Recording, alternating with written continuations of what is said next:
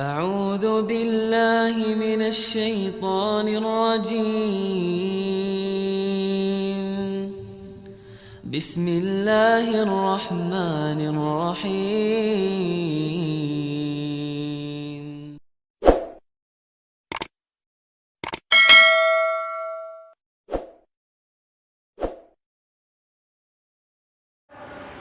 Assalamualaikum warahmatullahi wabarakatuh. Innal hamdalillahi nahmaduhu wa nasta'inuhu wa nastaghfiruh wa natubu ilayhi wa na'udzu bihi min shururi anfusina wa min sayyiati a'malina. Man yahdihillahu fala mudilla lahu wa man yudlil fala hadiya lahu. Wa asyhadu an la ilaha illallah wahdahu la syarika lah wa asyhadu anna Muhammadan abduhu wa rasuluh, amma ba'du. Para jamaah Masjid Nurul Huda Surabaya yang dimuliakan Allah Subhanahu wa taala, kita lanjutkan kajian kitab Al-Adabul Mufrad dengan tema kezaliman adalah simbol kegelapan di akhirat nanti. Az-zulmu, kata zalim para jamaah, yang biasa kita gunakan kalimat zalim itu kepada sebuah tindakan yang asosial, kepada tindakan yang merugikan, kepada tindakan yang sifatnya sewenang-wenang dan lain sebagainya, yang mengarah ke hal-hal yang negatif, kita sebut dengan zalim. Sehingga ada yang namanya zalim kepada diri sendiri, ada zalim kepada orang lain, ada zalim kepada Tuhan kita. Zalim kepada Tuhan kita contohnya seperti apa? Waktunya ibadah tidak ibadah, atau beribadah tapi tidak sesuai dengan yang dicontohkan, tidak sesuai dengan yang disyariatkan. Ini namanya zalim terhadap Tuhan kita. Zalim terhadap diri kita seperti apa? Seperti misalnya waktunya sholat tidak sholat. Ini zalim kepada diri sendiri. Kenapa? Karena dengan tidak sholat itu dirinya akan disiksa oleh Allah Subhanahu wa ta'ala. Maka dengan tidak sholat, atau sholat tapi tidak tepat waktu, atau sholat tapi tidak sempurna sholatnya, atau tidak khusyuk, ini sama saja dengan telah menzalimi diri sendiri. Kenapa? Karena dirinya dirugikan dengan perbuatan itu. Termasuk juga kebanyakan makan misalnya, kebanyakan minum, kebanyakan menggunakan waktu untuk sesuatu yang tidak bermanfaat sama sekali misalnya. Ini semuanya masuk kepada kriteria zalim. Zalim terhadap siapa? Dirinya sendiri. Karena apa? Karena sesuatu yang tidak bermanfaat bagi dirinya, bahkan akan merugikan dirinya sendiri. Ada zalim kepada orang lain. Zalim kepada orang lain. Seperti apa contohnya? Seperti misalnya menggunakan hak orang lain dengan sewenang-wenang, tanpa izin misalnya, atau menyakitkan hati orang lain misalnya. Maka yang demikian itu termasuk zalim. Jadi zalim di sini para jamaah ada kalanya kepada dirinya sendiri, ada kalanya kepada orang lain, ada kalanya kepada Tuhan kita. Atau zalim terhadap agama kita misalnya. Zalim terhadap agama kita seperti apa? Seperti kita berkhianat, ya. Seperti apa? Kita melakukan sifat kemunafikan misalnya di dalam agama ini. Ini termasuk mengkhianati agama kita. Suatu ketika mungkin kita melakukan kezaliman terhadap kitab suci kita. Menzalimi Al-Quran misalnya. Contohnya seperti apa? Seperti kita melakukan riba misalnya, praktek riba. Padahal di Al-Quran sudah dilarang perbuatan riba. Ketika kita melakukan riba, berarti kita telah menzalimi kitab suci kita. Dan begitu seterusnya para jamaah, makna daripada az-zulmu kezaliman. Suatu ketika mungkin seseorang dikategorikan kepada menzalimi sunnah Nabi Sallallahu Alaihi Wasallam. Ketika apa? Ketika misalnya ada satu sunnah yang harus ditegakkan, ternyata tidak ditegakkan. Contoh sunnah yang menempel pada tubuh kita, yang disebut sunnah fitrah misalnya. Memotong kuku. Sunnah fitrah itu apa saja para jamaah? Memotong kuku, kemudian memelihara jenggot, kemudian apalagi para jamaah? Menipiskan kumis, apalagi mencabut bulu ketiak, apalagi mencukur bulu kemaluan. Bukan mencukur kemaluan lo, awas lo ya. Bahaya.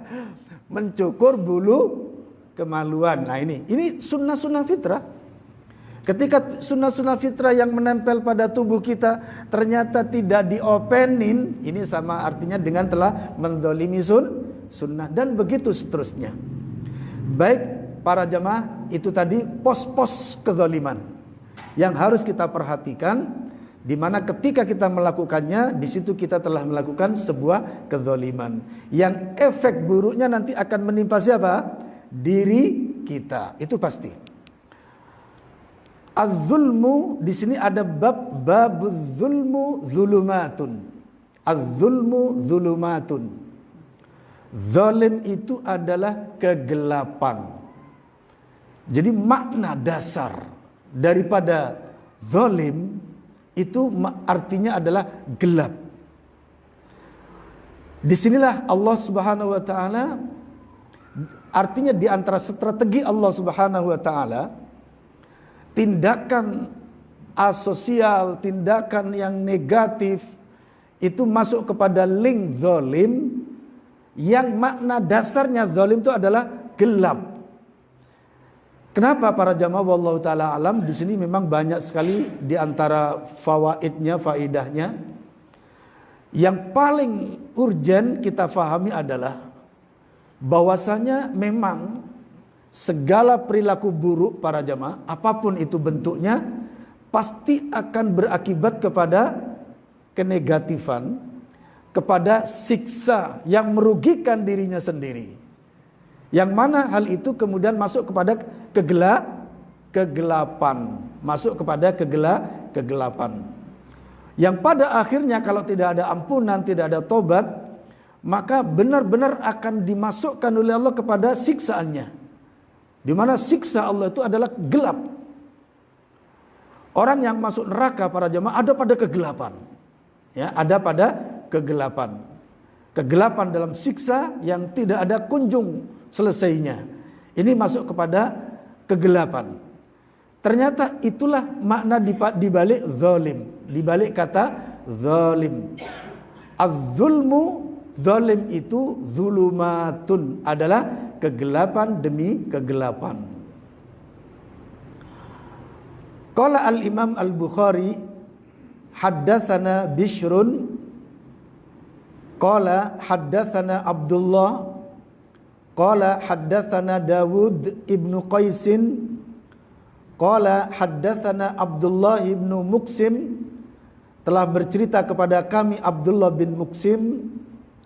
Qala, berkata Ubaidullah, sami'tu Jabir bin Abdullah yaqulu, aku mendengar Jabir bin Abdullah berkata, qala Rasulullah sallallahu alaihi wasallam, Rasulullah sallallahu alaihi wasallam bersabda, ittaqu az-zulma, takutlah kalian semuanya terhadap kezaliman. Fa inna zulma, karena sesungguhnya kezaliman itu zulumatun yaumal qiyamah, adalah kegelapan pada hari kiamat nanti.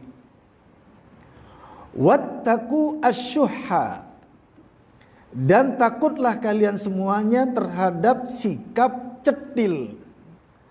Fa inna syuhha, karena sesungguhnya sikap cetil, cerek, ahlaka man kana qablakum, adalah penyebab hancurnya orang-orang sebelum kalian. Wa hamalahum, dan sikap cetil tadi membawa mereka ala ansafaku dima'ahum, kepada saling mengalirkan darah di antara mereka. Wastahallu maharimahum, dan menghalalkan yang haram-haram di antara mereka. Qala Syekh Al-Albani sahihun, hadis ini hadis sahih. Mari kita perdalam hadis ini para jamaah. Pada hadis ini Rasulullah sallallahu alaihi wasallam mengantisipasi kita agar menjaga diri dari kezaliman. Karena kata Rasulullah, kezaliman itu sejatinya adalah kegelapan pada hari kiamat nanti. Jadi perbuatan kezaliman agar akan berdampak di mana pelakunya akan mendapatkan kesulitan pada hari kiamat nanti. Sebab mereka berada dalam kegelapan, tanpa cahaya. Inilah sejatinya makna daripada zalim.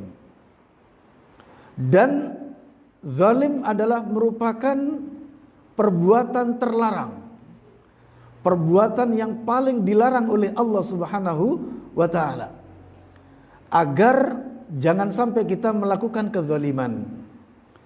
Ma'asyiral muslimin rahimani wa rahimakumullah, kita semua tidak ada yang boleh merasa selamat dari kezaliman para jamaah. Tidak boleh ada yang merasa saya sudah selamat dari kezaliman. Melainkan setiap kita hendaknya mengantisipasi diri kita dari kezaliman. Karena kezaliman itu tidak hanya yang nampak besar di mata kita, tapi masuk kepada kezaliman itu sampai kepada yang mungkin menurut kita biasa-biasa saja, tapi masuk kepada jaringan kezaliman. Contohnya seperti apa? Seperti kita kekenyangan misalnya. Wah, suka nyemil. Saking banyaknya nyemil sampai kewareken. Terkadang karena sekedar kewareken kita nggak merasa berdosa. Betul nggak kira-kira? Ya, itulah umumnya kita. Sekadar kekenyangan di antara kita merasa nggak apa-apa. Artinya nggak merasa dosa. Padahal itu dosa. Itu sudah dosa. Kenapa? Menzalimi dirinya sendiri. Apalagi dengan kekenyangan itu para jamaah, maaf saya sendiri juga sering seperti itu. Apalagi kalau sudah nasinya punel, kemudian lauknya enak gitu, sampai lupa jamaah. Saking enaknya makan begitu ya. Apalagi kalau sudah nyentong kedua kalinya, wah itu sudah ambeane mesti kembang kempis sudah. Nah ini. Tapi begitulah nafsu, hawa nafsu, ya. Hawa nafsu maunya makan, minum, nyemil, seperti itu. Saya juga sering kejebak nyemil para jemaah, sering. Artinya sama saja di antara kita ya. Tapi ini ngaji ya, ini ngaji supaya kita mendapatkan pengetahuan. Termasuk menjadikan diri kita kekenyangan, ini juga zalim. Termasuk kita misalnya kebanyakan menggunakan waktu untuk tidur misalnya. Ini juga zalim. Kebanyakan waktu untuk nonton TV, untuk baca koran. Kebanyakan untuk komen misalnya, wah sampai setengah hari itu komen terus ya. Lah ini misalnya dan lain sebagainya. Banyak di antara kita zalim-zalim yang sebenarnya urgen juga ya, sebenarnya juga harus kita perhatikan, tapi kita merasa hal itu tidak apa-apa begitu. Nah ini contoh seperti apa para jamaah? Ya, waktu kita gunakan untuk berpikir yang tidak ada gunanya, ya, yang tidak ada gunanya. Makanya di dalam kitab Riyadhus Shalihin itu sampai ada bab khusus, yaitu zikrul mauti wa qasrul amal, begitu. Artinya apa? Mengingat kematian dan memendekkan angan-angan. Angan-angan kalau bahasa kita apa para jamaah? Suka apa? Suka ngelamun ya, suka ngelamun. Sekian waktu dipakai hanya untuk melamun. Seandainya aku begini, maka aku akan menjadi begini. Karena aku tidak begini, maka aku jadi begitu. Oh sayangnya, seandainya aku begini, maka aku jadilah begitu dan begitu. Wah, Masya Allah para jamaah. Inilah orang yang sedang melamun. Akhirnya bercabang-cabang seperti itu. Waktu digunakan hanya untuk ngelantur, ya, ngelamun. Saat itulah kita sedang tidak berzikir kepada Allah, dan ini berbahaya. Nah, para jamaah, di sana kita harus memperhatikan bagaimana diri kita ini berzikir kepada Allah, bagaimana diri kita ini bernilai ibadah kepada Allah 24 jam. Bagaimana kita bisa beribadah sebanyak berapa? 24 jam. Dan itu memang harus. Ibadah 24 jam itu wajib hukumnya. Makanya kita harus waspada dan harus belajar, harus menghitung-hitung 24 jam masuk ibadah itu kriterianya seperti apa. Nah, ini harus kita perhatikan. Kenapa? Apakah ada dalilnya ibadah harus 24 jam? Iya. Dalilnya apa? Yaitu pada surah Az-Zariyat ayat 58, Allah Subhanahu wa taala berfirman, "Wa ma khalaqtul jinna wal insa illa liya'budun." Surat ke-51 ayat 56 ya.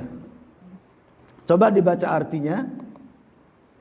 Surah Az-Zariyat ayat 51 surah ke-51 ayat 56.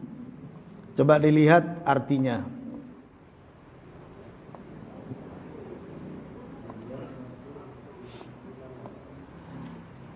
Allah berfirman, "Wa ma khalaqtul jinna wal insa illa liya'budun." Ayat yang ke-56.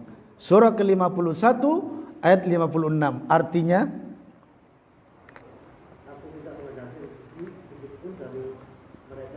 ayat yang ke-56.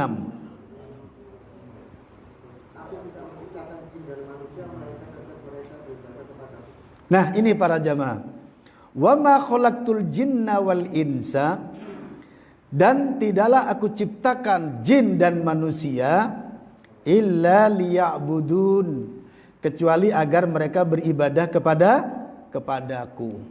Malaikat para jamaah ibadahnya 24 jam. Manusia pun ibadahnya juga harus 24 jam kepada Allah Subhanahu wa taala. Bagaimana caranya? Mari kita coba menghitung-hitung.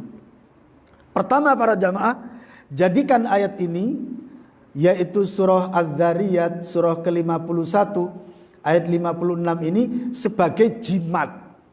Jimat itu apa Pak Ali? Barang siji kerumat. Jimat barang siji kerumat, ya.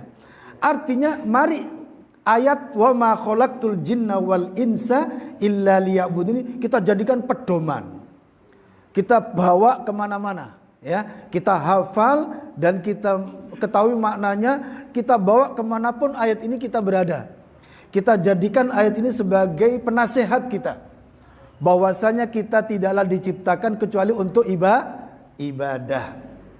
Maka apa dampak positifnya apabila ayat ini kita bawa kemanapun kita berada? Dampak positifnya adalah bahwasanya kita akan selalu ingat Allah, ya.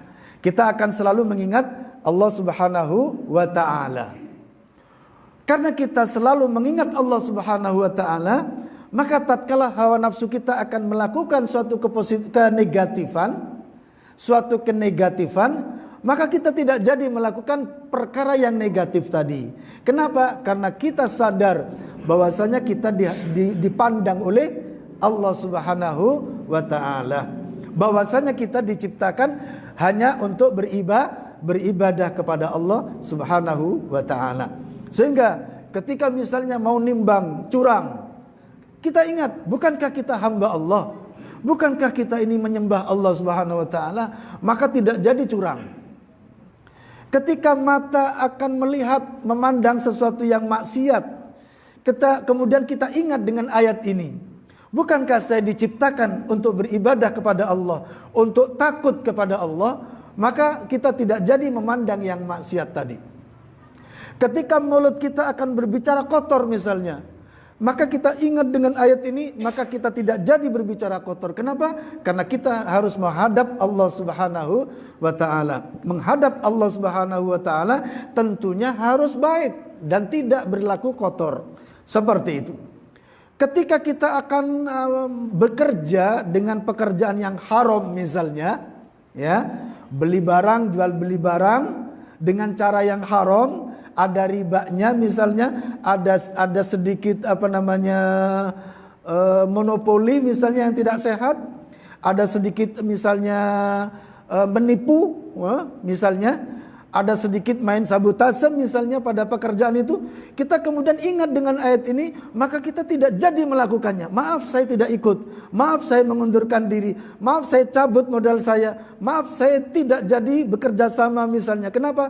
Kita sadar di situ ada maksiatnya, di situ ada ribanya, di situ ada penipuannya dan lain sebagainya, sehingga kita cabut modal kita, tidak jadi. Kenapa? Karena ayat ini selalu bersama kita, menyadarkan kita bahwasanya kita adalah sedang beribadah kepada Allah Subhanahu wa taala. Terus demikian akan terjadi pada kita. Sepanjang waktu kita diingatkan dengan Allah Subhanahu wa taala, sampai kita terus merasa bahwa diawasi oleh Allah. Kemana saja kita berada, kita merasa Allah melihat kita. Sehingga ketika mau nafsu kita, yang namanya hawa nafsu para jamaah, hawa nafsu itu adalah kendaraan setan. Tapi karena kita ayat ini terlalu besar posisinya pada diri kita, terlalu dominan pada diri kita, sehingga kita tidak bisa melakukan yang negatif-negatif tadi. Kenapa? Karena kita sadar bahwa kita sedang menghadap Allah Subhanahu wa taala. Dalam bekerja di kantor, terjaga dari maksiat, dari kesalahan, karena kita ingat bahwa kita adalah diciptakan untuk beribadah kepada Allah. Ketika kita di pasar, kita pun selamat dari menipu, dari menimbang tidak sehat, dari menjual barang tidak sehat dan lain sebagainya. Kenapa? Karena kita diingatkan oleh ayat ini, bahwasanya kita hidup ini adalah untuk beribadah kepada Allah. Kemudian para jamaah, sehingga pada saat malam hari kita capek kemudian tidur, maka tidurnya pun dianggap sebagai tidurnya orang yang beribadah. Itulah formatnya ibadah 24 jam. Bisa diterima para jamaah ya? Bisa dipahami kira-kira bagaimana resep ibadah 24 jam. Pertama, jadikan ayat ini, wa ma khalaqtul jinna wal insa illa liya'budun. Yang artinya, tidaklah aku ciptakan jin dan manusia kecuali untuk beribadah kepadaku. Ayat ini kita bawa, kita jadikan sebagai penasihat kita, sehingga pada saat kita akan berlaku apa saja, kita ingat dengan ayat ini, bahwasanya aku diciptakan adalah untuk beribadah kepada Allah. Sehingga apa yang akan kita lakukan tadi, kita akan melakukan yang baik menurut ukurannya. Ketika tidak baik, kita akan menolaknya. Kenapa? Karena kita ingat bahwa kita sedang beribadah kepada Allah. Ketika mau menipu, tidak jadi menipu. Kenapa? Karena kita ingat kita sedang beribadah kepada Allah. Tatkala mau bekerja sama dengan pekerjaan-pekerjaan yang mengandung riba, yang tidak sehat, maka kita mengundurkan diri dan tidak mau lagi bekerja sama dengan mereka. Kenapa? Kita ingat bahwa diri kita saat ini sedang dalam kondisi ibadah kepada Allah Subhanahu wa taala. Maka 24 jam kita, dengan begitu cara hidup kita akan dianggap sebagai ibadah 24 jam. Bisa diterima para jamaah? Bagaimana resep ibadah 24 jam? Di samping melaksanakan ibadah yang memang diwajibkan, seperti sholat 5 waktu, ditambah lagi dengan sholat-sholat sunnah, ditambah lagi dengan bacaan-bacaan, zikir-zikir, dan ibadah juga ibadah pikiran kita. Otak kita pun kita ibadahkan. Di mana pada saat di sela-sela kita sedang tidak ada ibadah yang wajib tadi, sedang bebas dari wudu, kasarannya begitu. Ketika sholat kan harus berwudu. Ketika bebas dari wudu artinya pas di rumah, pas di kantor, pas sedang di pasar atau di perjalanan. Maka ibadahnya berupa apa? Ibadahnya berupa menjaga mata, menjaga telinga, menjaga penciuman, menjaga mulut, menjaga tangan, menjaga hati, menjaga kaki, menjaga anggota tubuh kita dari hal-hal yang dilarang oleh Allah Subhanahu wa taala. Ini ibadah namanya. Ibadahnya otak, ibadahnya hati, ibadahnya tangan, ibadahnya kaki, ibadahnya mulut, ibadahnya mata, ibadahnya telinga, ibadahnya penciuman, dan lain sebagainya. Di sana ada ibadah-ibadahnya. Sebagaimana pada beberapa pertemuan yang lalu para jamaah, ada hadis tentang yang mengatakan tentang bahwasanya pada anggota tubuh kita ini ada zinanya. Zinal aini an-nadhru, kata Rasulullah. Zinanya mata adalah memandang. Memandang sesuatu yang tidak sedap dipandang. Oh, cantiknya, padahal bukan istrinya gitu loh. Lah kalau istrinya sendiri, Masya Allah, istri saya ini Masya Allah, wanita paling cantik di muka bumi. Ya, pernah nggak bapak-bapak ngomong seperti itu kepada istrinya? Paling sebel terus. Karena kebanyakan istri itu kalau di depan suami nggak mau maca, nggak mau berhias, kan begitu ya? Iya para jemaah. Nah, ketika di hadapan istri kita katakan istriku adalah wanita paling cantik di muka bumi, nggak apa-apa, silahkan. Tapi ketika ada orang lewat di depan rumah atau di jalan, istrinya orang, kita katakan seperti itu, hukumnya gimana? Maksiat. Inilah zinanya mata. Zinanya mata. Zinanya mulut yaitu berbicara yang kotor, berbicara yang tidak senonoh. Zinanya tangan yaitu menyentuh atau memukul sesuatu yang negatif. Nah, ini namanya zina. Ini semuanya zina. Zinanya mata melihat, zinanya penciuman mencium, ya, yang bukan haknya. Zinanya mulut berbicara kotor, zinanya telinga mendengarkan suara-suara sumbang.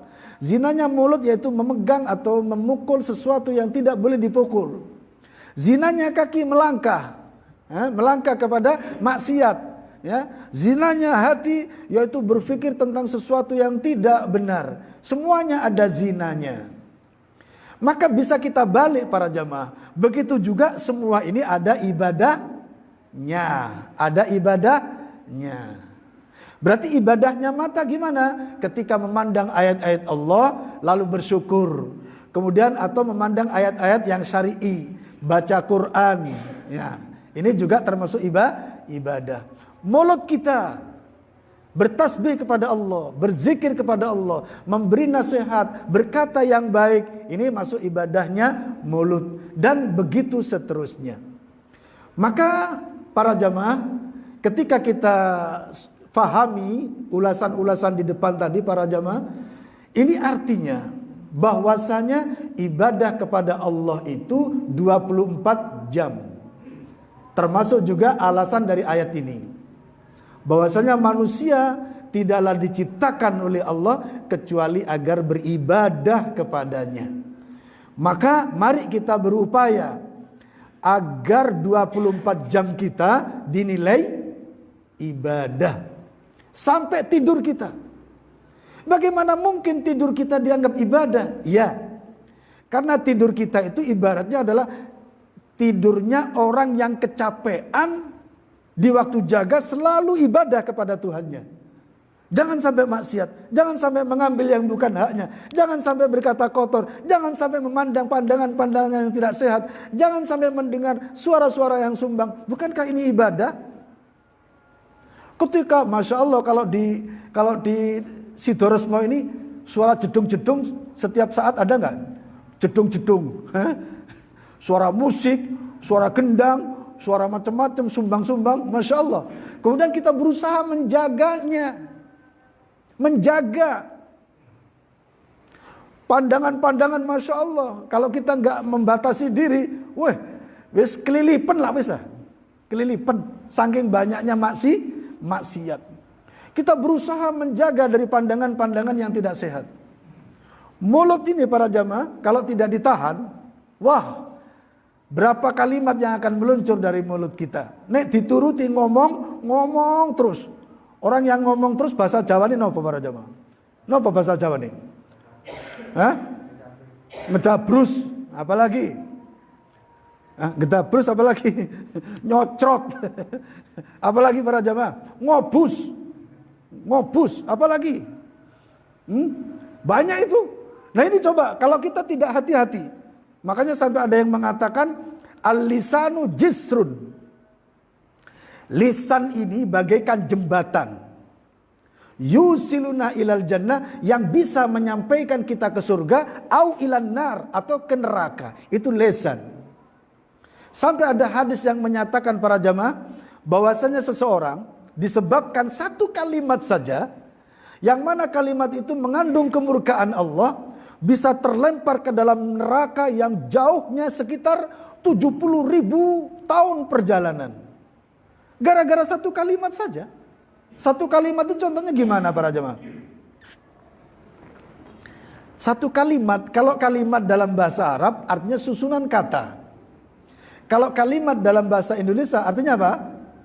Ya kata itu sendiri. Kan begitu ya? Contoh seperti jelek misalnya. Seperti matamu. Ini kan kalimat. Kalau matamu itu dua kalimat ya, mata sama mu ya. Pokoknya satu kalimat saja, kata Rasulullah, yang menyebabkan Allah murka karenanya, bisa terlempar ke dalam neraka jahanam sejauh 70.000 perjalanan. Wallahi para jamaah, berat. Kalimat-kalimat, butir-butir kalimat yang keluar dari mulut kita para jamaah. Mari kita eman-eman. Kita eman-eman itu seperti apa ya? Ya hati-hatilah gitu loh. Hati-hati, jangan asal keluar. Ya, sebagaimana dalam surah berikut ini, tidak ada satu kalimat pun yang keluar dari mulut kita, melainkan ada padanya malaikat yang mencatatnya. Ya, sebagaimana pada surah Qaf, surah ke-50 ayat 18. Ya, surah Qaf, surah ke-50 ayat 18. Allah berfirman, A'udzu billahi minasy syaithanir rajim. Ma yalfidhu min qawlin illa ladaihi raqibun atid. Artinya,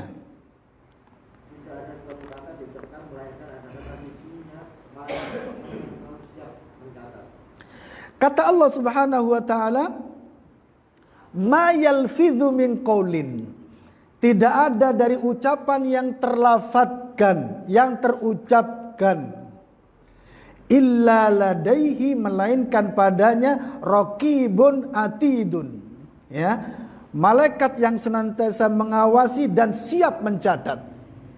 Raqib itu artinya malaikat yang senantiasa mengawasi, kayak CCTV gitu para jamaah, selalu mengincar. Atid siap mencentang. Itulah yang namanya raqib atid. Malaikat yang ada di kanan kita bertugas untuk mencatat setiap kebaikan yang lewat pada diri kita. Malaikat yang ada di kiri yang namanya malakus shimal, malaikat kiri yang bertugas untuk mencentang ketika kita melakukan kejelekan. Tidak ada satu lafaz pun. Berarti kalau sehari ini para jamaah, perkiraannya kita ini telah mengeluarkan kata-kata berapa kata-kata kira-kira para jamaah? Diperkirakan loh. Bapak-bapak tadi ada nggak yang duduk di warung giras ngobrol bersama teman-teman gitu?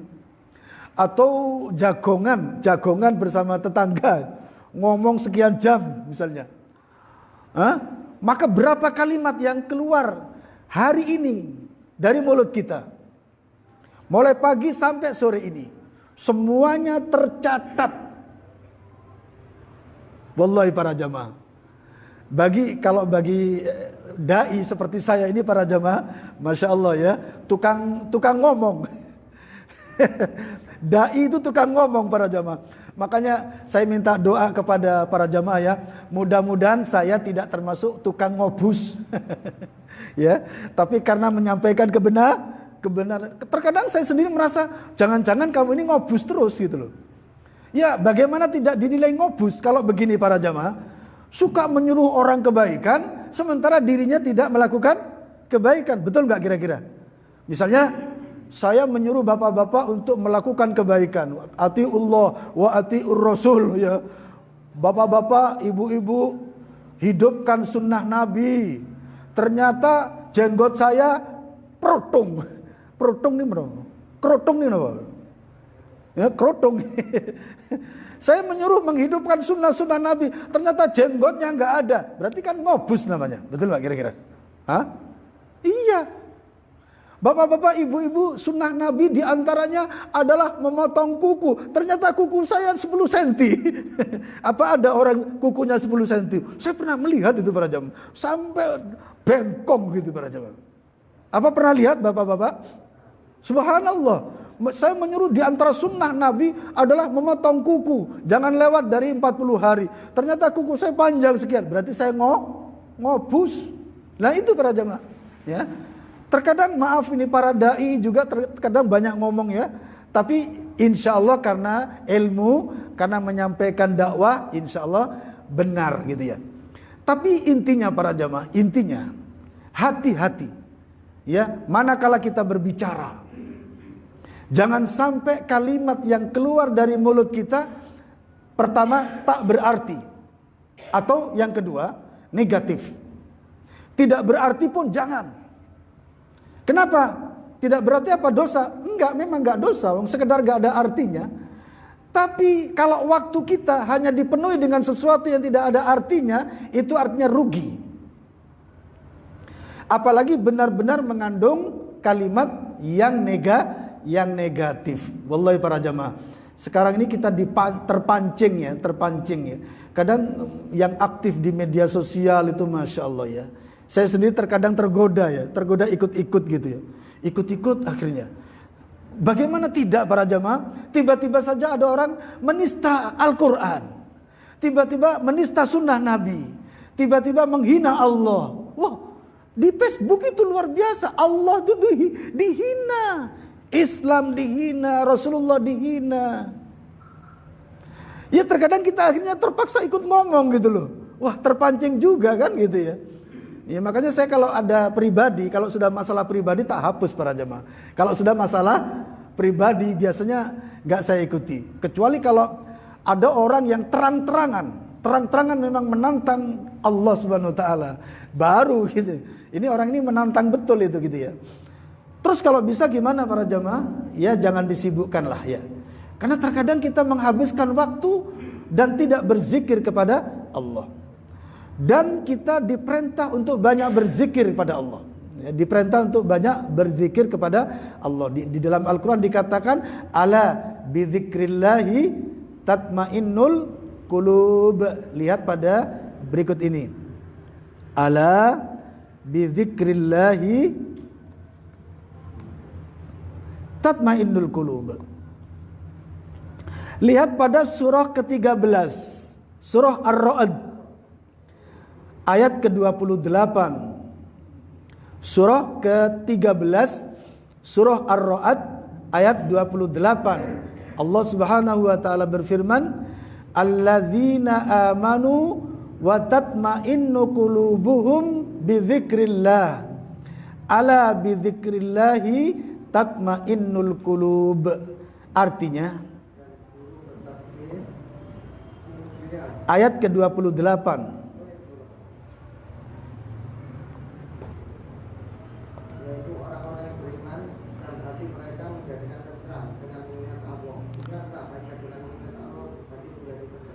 Yaitu orang-orang yang beriman. Wa tatma'innu qulubuhum, dan hati mereka mendapatkan ketenangan dengan apa? Bidzikrillah, dengan banyak berzikir kepada Allah. Ala bidzikrillahi, ingatlah dengan berzikir kepada Allah, tatmainnul qulub, maka hati ini menjadi tenang. Hati ini menjadi tenang dengan berzikir kepada Allah. Dan juga di ayat lain Allah Subhanahu wa taala menyuruh kepada kita agar kita senantiasa berzikir kepada Allah Subhanahu wa taala. Dan ini ada pada banyak ayat para jamaah, ayat yang berkata tentang wadhkurullaha, ya, wadhkurullah. Kata berzikirlah kepada Allah ada di banyak ayat, ya. Ada di banyak ayat yang menyuruh agar kita banyak-banyak berzikir kepada Allah Subhanahu wa taala. Ma'asyiral muslimin rahimani wa rahimakumullah. Kita kembali kepada materi kita, yaitu zalim. Di mana zalim itu kata Rasulullah zulumatun yaumal qiyamah, yaitu kezaliman pada hari kiamat. Kemudian Nabi mengatakan wattaqus syuhha, jagalah diri kalian, takutlah diri kalian dari kekikiran, medit, cetil, gak mau infak, gak mau sedekah, gak mau menolong orang lain, ya, ini termasuk cetil. Kenapa? Alasannya Nabi mengatakan fa innas suhha ahlaka man kana qablakum. Karena sikap cetil, apa cetil tadi maknanya lain para jemaah? Medit, kumet, kikir. Kikir adalah penyebab rusaknya orang-orang sebelum kalian. Orang-orang Bani Israel, Ahlul Kitab. Mereka rusak dikarenakan mereka kikir dalam hidupnya. Bahkan para jamaah, para ulama mereka pagi menyuruh orang berbuat baik, sementara mereka berbuat kezaliman. Sore mereka menyeru kepada umatnya agar bersedekah, sementara mereka memakan harta riba, dan begitu seterusnya. Makanya kata Nabi, karena mereka kikir, hamalahum ala ansafaku dima'ahum. Ini yang pertama. Sampai kekikiran mereka, orang-orang sebelum kita, Ahlul Kitab, baik Yahudi maupun Nasrani, sampai menyebabkan mereka saling berperang, saling membunuh, membawa kepada mengalirkan darah di antara mereka. Yang kedua, wastahallu maharimahum, sampai mereka menghalal-halalkan yang sudah diharamkan oleh Allah kepada mereka. Menghalalkan yang haram, mengharamkan yang halal. Ini terjadi ketika kekikiran ada pada kita. Dan kita harus melindungi diri kita dari sifat kikir. Terus gimana caranya para jamaah? Yang dimaksud kikir itu seperti apa? Ya, hubbud dunya, cinta dunia, sementara tidak mau infak, sementara tidak mau membelanjakan sampai untuk dirinya sendiri, apalagi untuk keluarganya. Jadi harta itu hanya disimpan begitu saja. Ya, sampai kemarin saya mendengarkan ceramahnya seorang ustadz para jamaah. Sebenarnya harta yang diberikan kepada kita itu yang kita pakai. Sementara yang disimpan itu bukan harta kita sebenarnya. Yang kita simpan itu harta yang belum diberikan oleh Allah kepada kita. Karena sifatnya disimpan saja. Disimpan tok gitu aja. Walaupun nilainya memang ada pada diri kita. Oh, nilainya sekian yang disimpan. Tapi kan mandek istilahnya. Gak dipakai. Gak disedekahkan, gak diinfakkan pada keluarga, gak dinikmati. Ini artinya harta yang belum Allah berikan kepada kita. Jadi yang diberikan kepada kita yang bisa kita pakai saja. Ma'asyiral muslimin rahimani wa rahimakumullah. Inilah bahayanya kezaliman. Kemudian hadis berikutnya, qala al-Imam al-Bukhari haddatsana Ahmad bin Yunus, telah bercerita kepada kami Ahmad bin Yunus, qala berkata haddatsana Abdul Aziz bin al-Majishun, telah bercerita kepada kami Abdul Aziz bin al-Majishun. Qala berkata akhbarani Abdullah bin Dinar, telah berkata kepada kami Abdullah bin Dinar, an Ibni Umar, dari Ibni Umar, anin Nabi sallallahu alaihi wasallam, dari Nabi sallallahu alaihi wasallam qala, berkata, az-zulmu zulumatun yaumal qiyamah. Kezaliman itu adalah kegelapan pada hari kiamat nanti. Jadi di sini para jamaah, makna daripada zalim yaitu kegelapan, di mana apabila kita sekarang ini tidak hati-hati dalam membawa diri kita, maka dikhawatirkan pada hari kiamat nanti serba gelap, ya. Di kubur gelap, di padang mahsyar gelap, apalagi di neraka nanti. Wal iyadzubillah, dan kita berlindung kepada Allah Subhanahu wa taala. Semoga Allah Subhanahu wa taala senantiasa menunjukkan kita ke jalan yang benar dan senantiasa diselamatkan dari perbuatan zalim, baik itu zalim kepada dirinya sendiri atau zalim kepada orang lain atau zalim kepada Tuhan kita atau kepada agama kita. Amin ya rabbal alamin. Mari kita tutup dengan doa kafaratul majlis. Subhanakallahumma wa bihamdika asyhadu an la ilaha illa anta astaghfiruka wa atubu ilaik. Assalamualaikum warahmatullahi wabarakatuh.